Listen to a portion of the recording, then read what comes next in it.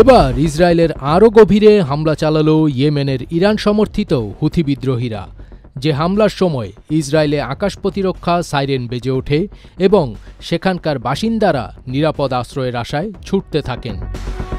এ সময় সেখানে আতঙ্কের পরিবেশ তৈরি হয়, ঠিক যেমন আতঙ্ক বিরাজ করে ফিলিস্তিনের গাজায়, যখন দখলদার ইসরায়েলি বাহিনী নিরীহ বেসামরিক লোকদের লক্ষ্য করে বোমা ছোড়ে।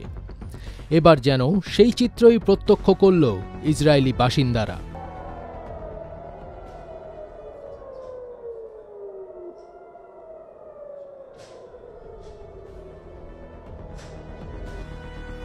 ইসরায়েলের গুরুত্বপূর্ণ 4 স্থাপনায় বড় ধরনের হামলার দাবি করেছে ইয়েমেনের হুথি বিদ্রোহীরা। হুথিদের সামরিক মুখপাত্র ইয়াহিয়া সারি জানিয়েছেন, হামলাটি চালানো হয়েছে ইসরায়েলের 4টি স্থাপনা, হাইফা বন্দর, নেগেভ, আল শররাশ ও বীরশেবাকে লক্ষ্য করে। তিনি দাবি করেন, এই অভিযানে 6টি ড্রোন ব্যবহার করা হয়েছে এবং সবগুলোই নির্ধারিত লক্ষ্যবস্তুতে সফলভাবে আঘাত এনেছে।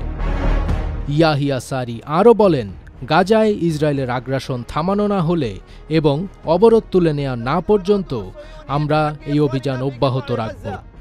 তবে হুথিদের এই হামলার বিষয়ে এখন পর্যন্ত ইসরায়েলি সামরিক বাহিনীর পক্ষ থেকে আনুষ্ঠানিক কোনো মন্তব্য পাওয়া যায়নি। হুথিদের হামলার প্রেক্ষাপট তৈরির পেছনে গাজায় ইসরায়েলি হামলা ও অবরোধ বড় কারণ বলে দাবি করা হচ্ছে। হুথিরা গত কয়েক মাসে নিয়মিতভাবে ইসরায়েল অভিমুখে ড্রোন ও ক্ষেপণাস্ত্র হামলা চালিয়ে আসছে।